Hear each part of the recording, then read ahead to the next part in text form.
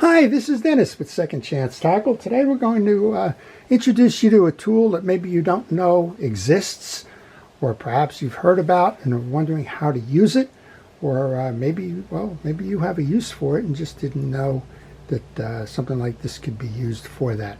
We're going to look at a rivet nut tool. It's a little bit different than a pop rivet, net on it is that it will install a rivet that has a screw adapter inside of it that will enable you to attach a variety of pieces together. And we're going to show you some of them.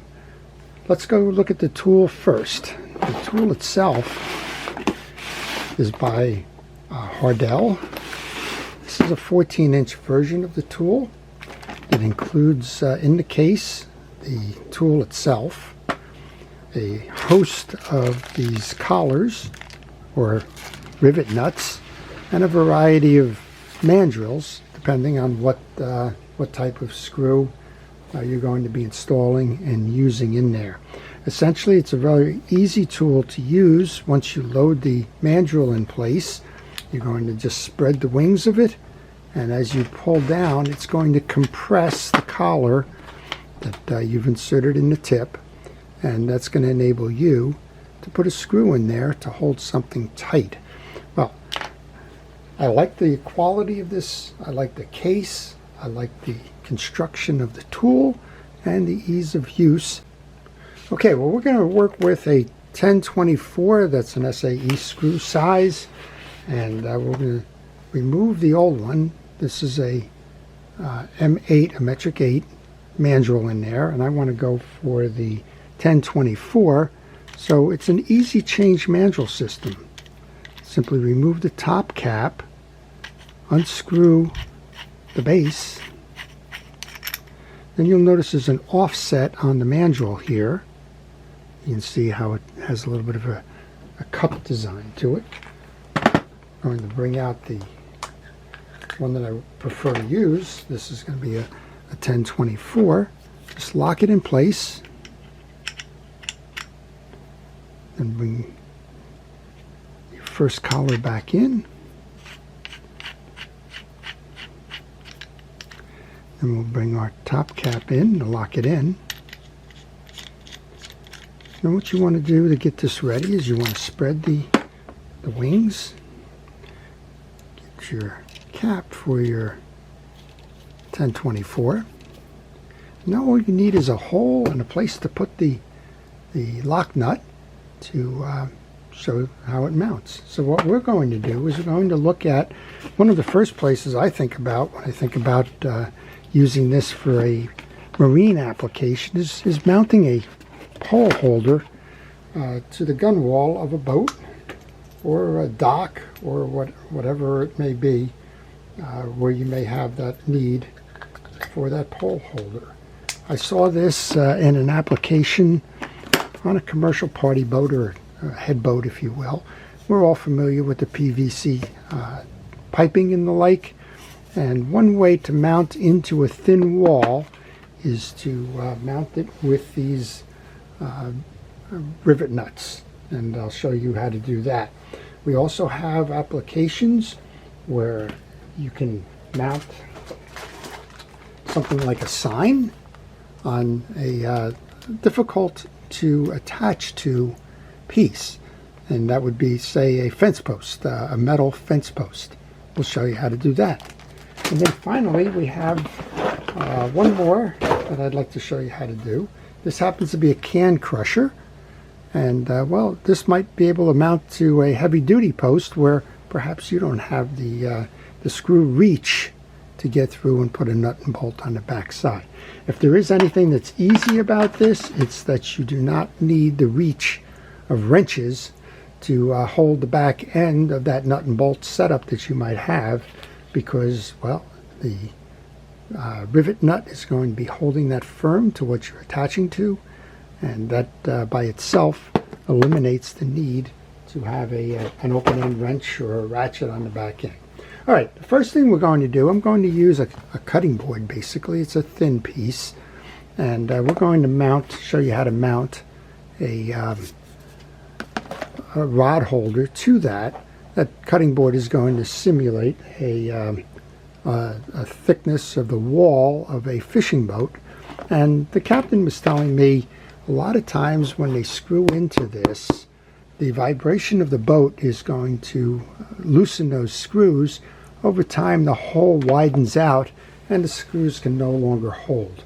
Well, this is an application that will ensure that these hold firm, well, as long as they need to hold firm. So we're going to move this over. I'll show you how to do this, and well, where we go from there.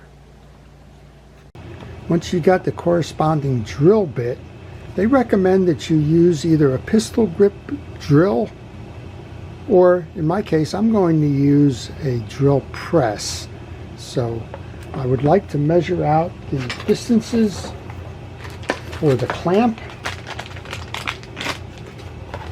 where I would like them spaced on the board. And again, this is for demonstration, but if that's the side wall of your inner retaining gun wall or whatever, there you go. I'll measure that out, drill those 2 holes. We'll come back and show you how to assemble the rest of it.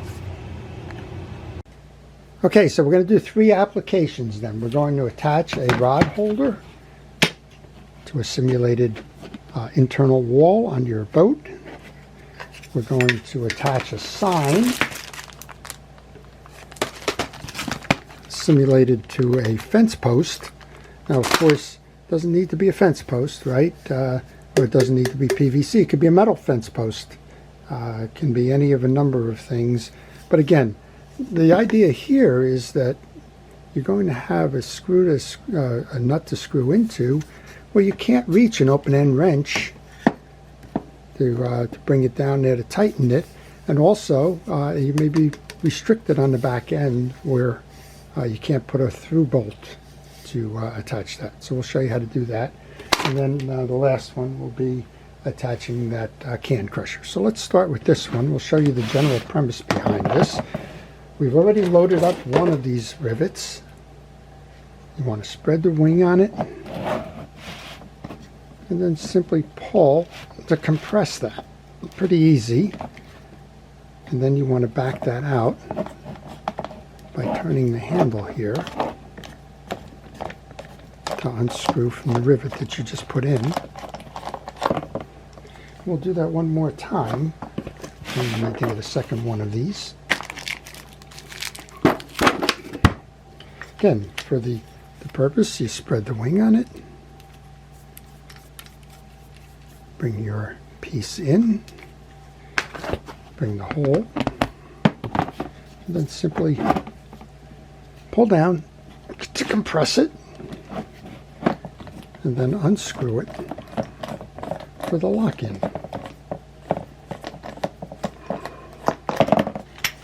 Right, in this case I've chosen just to use some base screws to attach. I just need to get those. Okay, we have our clamp, we have our rod holder to just line these up. Have a screw.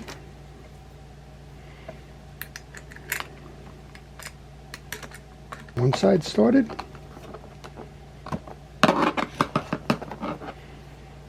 Get the other side started.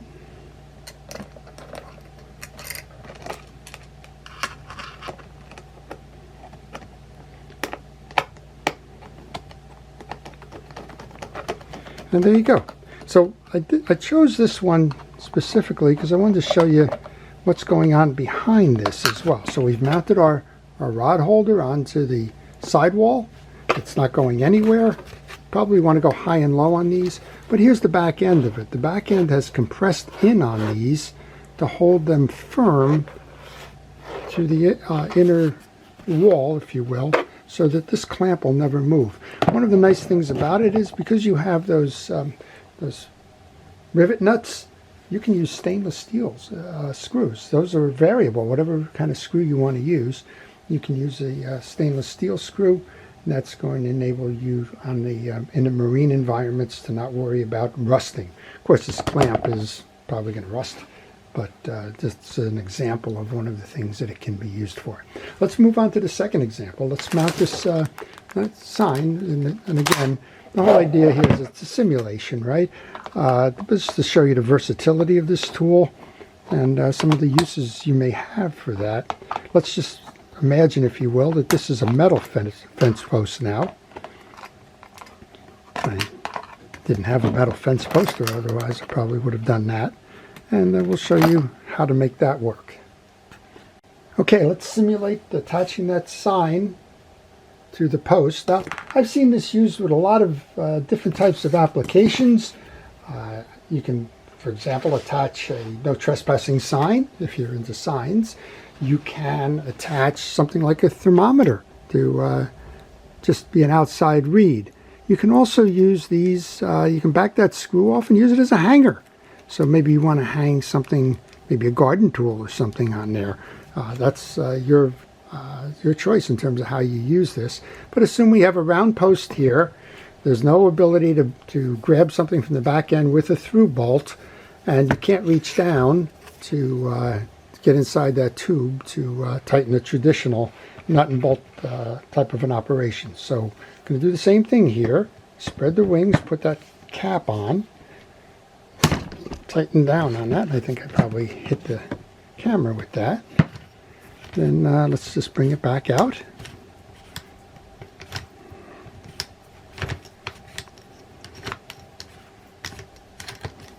And again, you have a mounting screw now, and we can just bring that in. Bring the garage sale sign over. We're going to bring a nut in.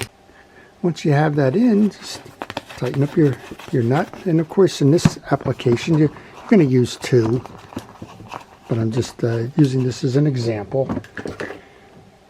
So we've solved two things so far. One, we solved how do you attach to a thin wall where a traditional screw may shake free or elongate the hole.